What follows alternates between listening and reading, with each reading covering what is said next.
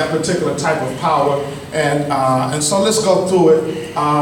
Reverend Brian has pointed out a couple types of power. Some of these we so it's not just the status of being an adult, but it's of reaching a certain age where you are taken a little more serious, right?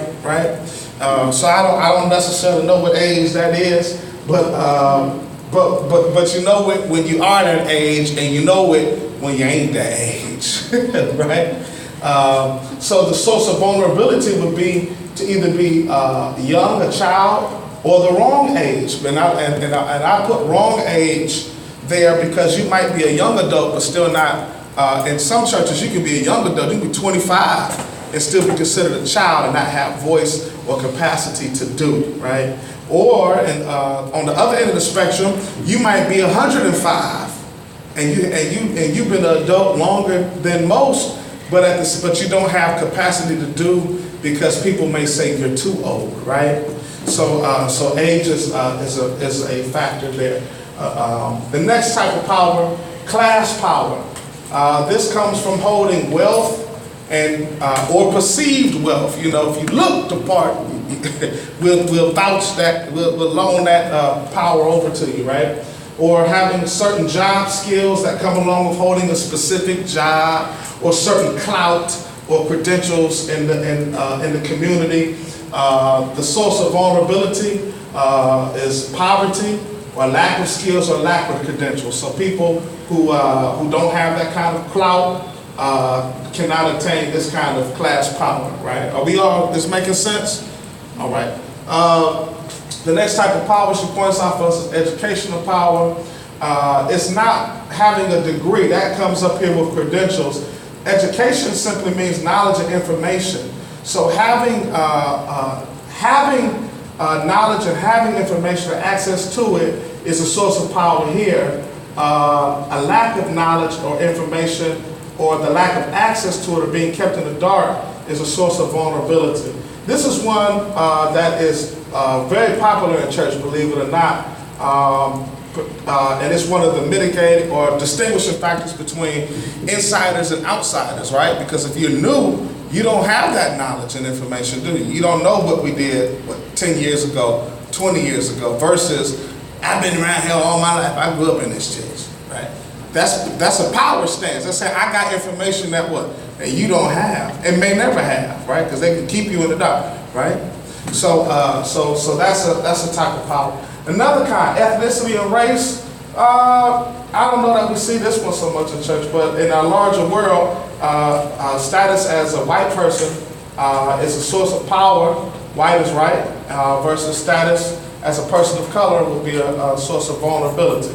There are some people, like Fox News, that will argue the opposite and say that if you are white, you don't have power, but if you're a person of color, everything's in your favor. Yeah, ride with me and be stopped by the Hendersonville police tonight on my way home and watch how my heart beats and tell me I'm a person of power. I don't think so. Gender and sex, okay. So gender or sex here just is the biological sex. So status as a male is a source of power versus status as a female would be a point of vulnerability. We kind of pointed and teased that out before in other discussions. By and large, being a male in a patriarchal, male-dominated society is to have more access than women, right? Just financially, men get paid more than women doing the same jobs, right? People tend to believe the guy might be smarter. I don't know why that is, but it's just what it is, right? If we were at a store and there's a young lady here and a guy here, somebody's going to walk up and ask the guy the question, not the girl, because he's going to feel like, or she's going to feel like the guy's going to have some more power or something like that. So that is a source of power. Gender identity. All right. This is one sounds tougher than what it is. The source of power here is conformity to social norms of gender identification and biological sex characteristics. Norms just mean what society kind of this is not the best definition of it, but I like it. What society views as normative. So what that means here is conforming to what society views as normative regarding gender and gender issues. So this means that if you are born male with male sex organs, then if you behave like what society says men behave like, you have power. If you are born female with female sex organs and you behave the way our society says females behave, then you have power. That's what this means. The vulnerability here is if you do not conform to what our society says is normal of gender identification, then you are at a source of vulnerability. So let me give some examples of that, of this non-conformity. A cross-dressing man or woman is going to be in this place as a source of vulnerability. They're not going to have the same status or power that a dude, if I could split in half, or if I had a twin and my twin was a cross-dresser like RuPaul, right? Like, you walk in a room, people not going to listen to him the same way they would listen to me, right? You might listen, but you ain't listen. This is the same way. Let me give you another example. Transsexual individuals. They are the epitome of this because they don't conform at all to our norms of gender identification. They don't even identify with their biological characteristics, right? Like, so, I don't know any of them. The gender girl, that gender girl, yeah, Jenner. What is that? This name? Her name? Caitlyn Jenner. Caitlyn Jenner. Perfect. Thank you. I was drawing a play. Caitlyn Jenner. Perfect example, right? Born a male. I'm a girl. That's how I identify myself. And everybody like, right? So that's a perfect example. Yeah. But here's another example that isn't so extreme, right? Men. How are men supposed to talk? Deep voice. Deep voice, right? Yeah. But what if I have a higher voice? And that's just my voice. I talk like the bard sings. Okay. Ooh, I like it. Your ex-pastor had a voice like that. A little bit. He Curtis Goodwin.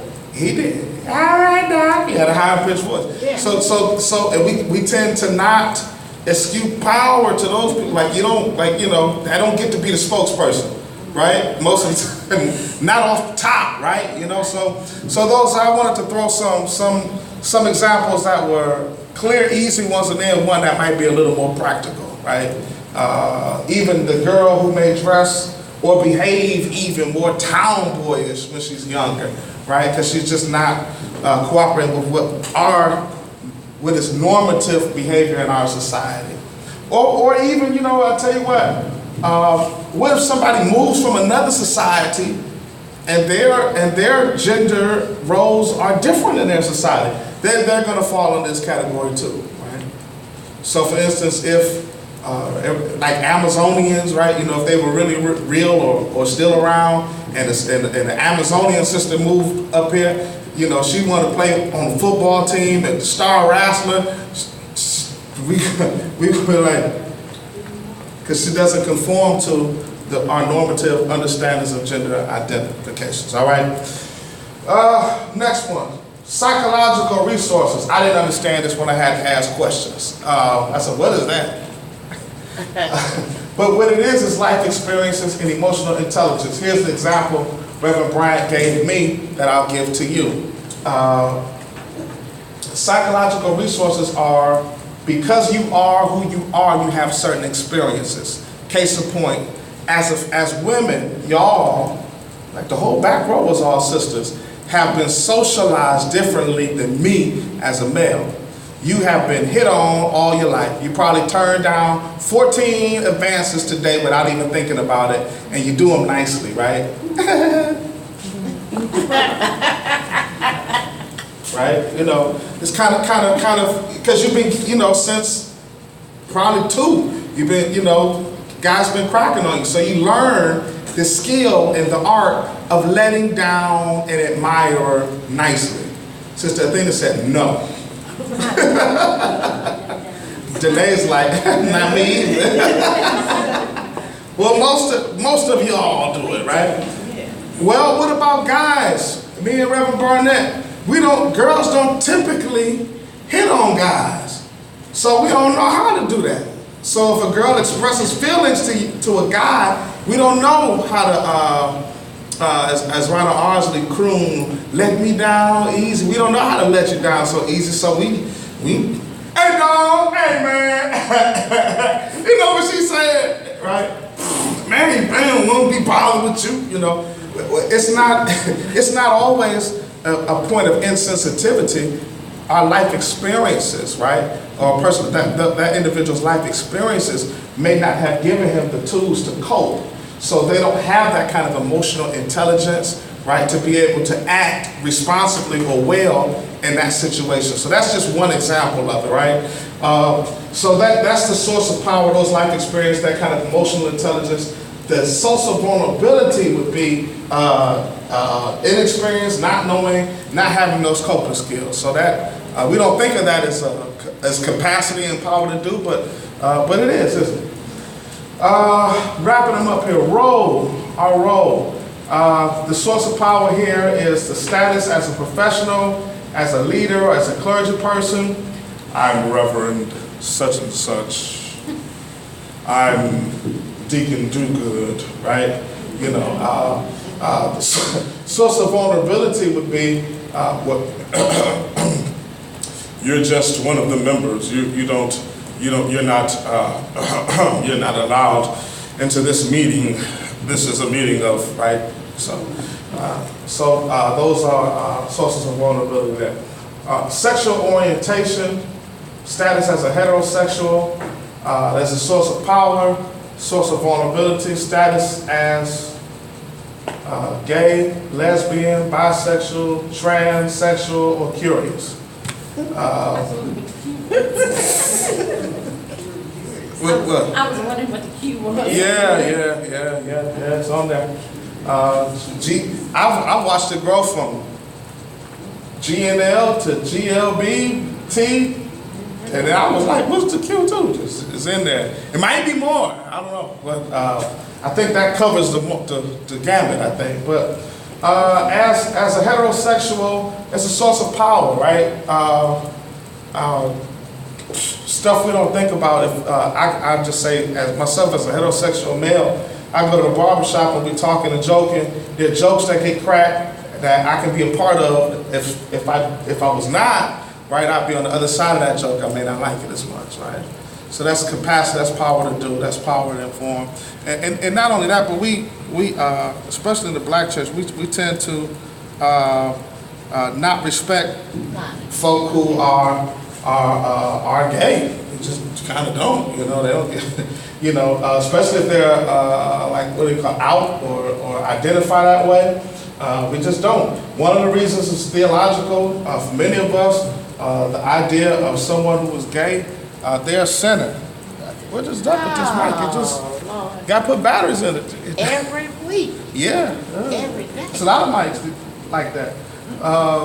Social. This is our last one today. Social type of power. Oh, status is part of the group, or not just the group, but the right group, right? Or the ability to identify with the group. Being in the right group, the right clique. You get support, you have community contacts, or being extroverted. All of those are sources of power.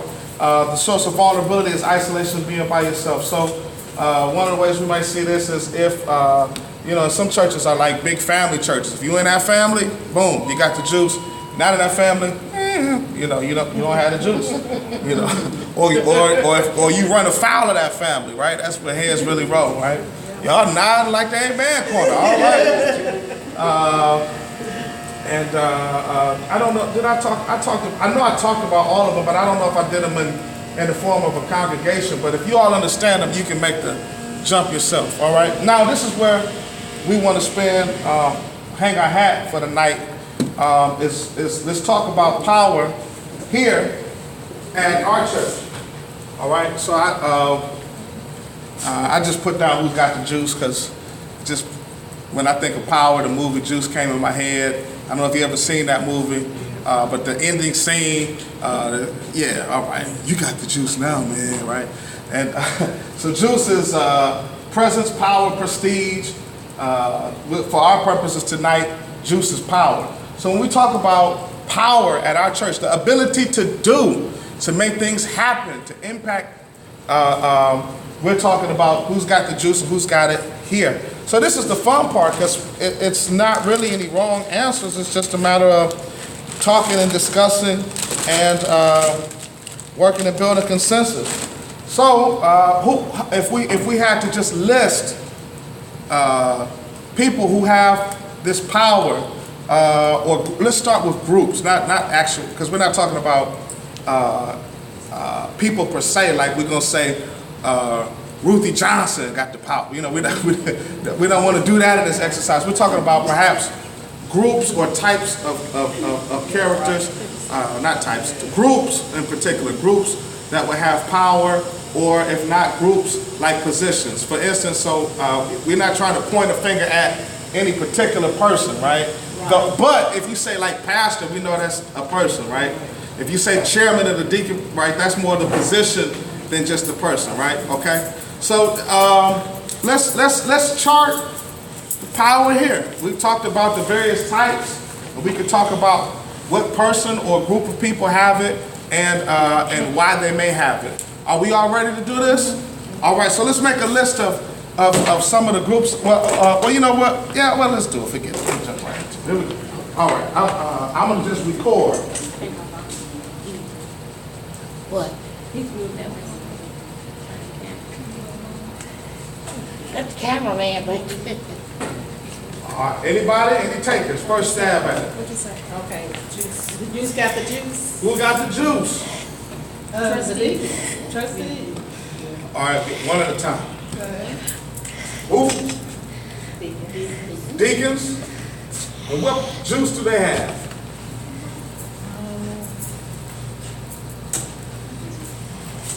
Pastor's armor bearer. I bear my own armor. oh, Literally. mostly because they're men. Okay. The status is men. What on the chart? That's what gender, right? Yeah. So they have some gender. That's an interesting observation. But what makes them major stakeholders of Jewish people?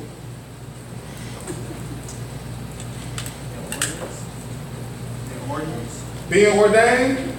I forgot which one of those from the thing it is, but is that stat? Is it role? They're kind of their role as ordained or professionals. Sister Athena, you look like you don't believe it. What's your real answer? Oh no, you can't do that. It's just for discussion. Right? Yeah, I know.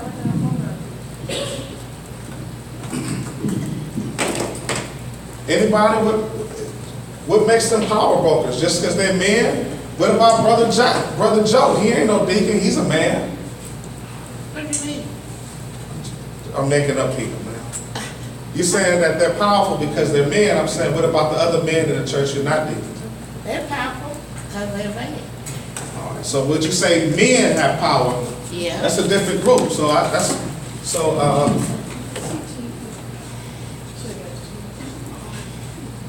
is it just because they're deacons? Is it? It's their relationship to the pastor, basically. Let's see.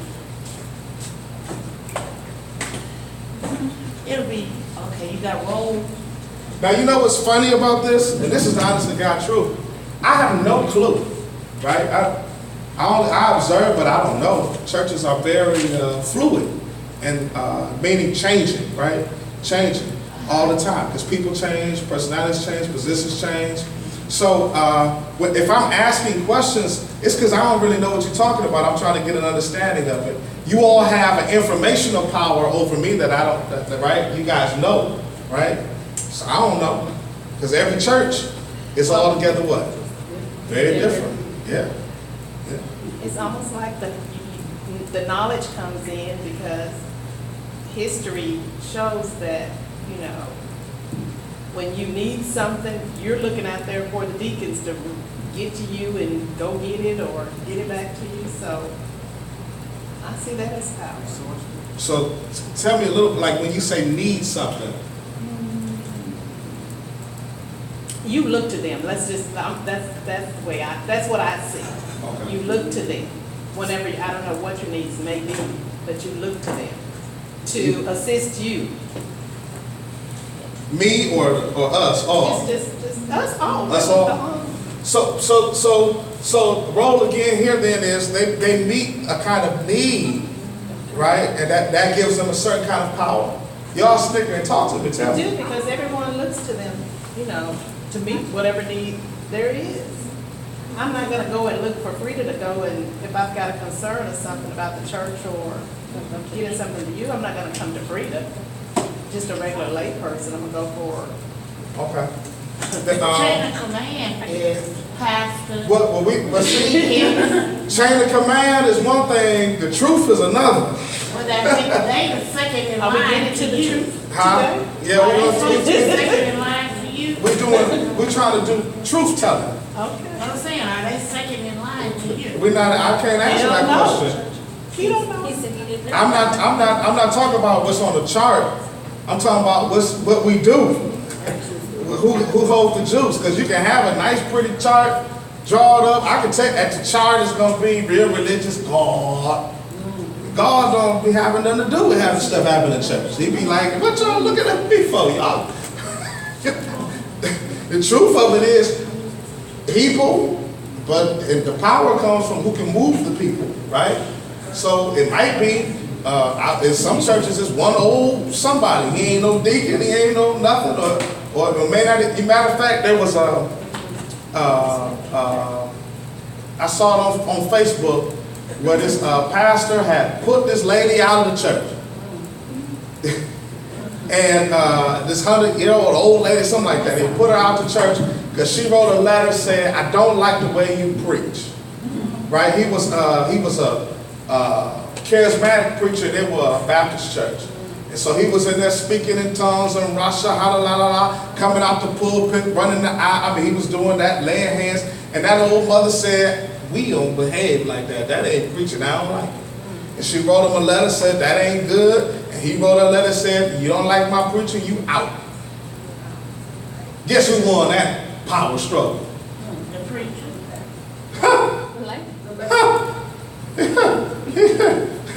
No, the lady won that power struggle. She had been there. She called the right people. Them people called a meeting, and them people called people to that meeting, and that brother lost that job. Yeah, I wish I should have brought that. I didn't think about it as a case study. So you saw that story, yeah. I think it was in Virginia somewhere, something like that. So these things happen when we talk about power. It's not always what's on the chart, because on the chart, I'm sure at that church, the pastor was in charge, and he does have the authority to do what he probably acted in his, I don't know their bylaws, but in typical church, you can repel members. There's a process for that, right? He could have suggested her or whatever, but she had more power than what was on the paper. She had a lot of clout. Yeah, she had been there. She was an old mother. So I don't like the way you preach. And nobody asked God in that situation, did they? It became a matter of what? Preference. So when we talk about power, whose preference means more than others? So deacons, because of their role, their relationship to pastor, Their level of responsibility. level of responsibility, all of those things go into it. Who else has got the juice? Trustees. Everybody sang that song.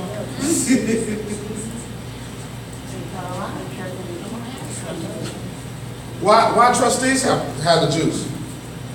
Because they see over the financials. Some of the At our financials. church, they really don't. They just count the money. That's all.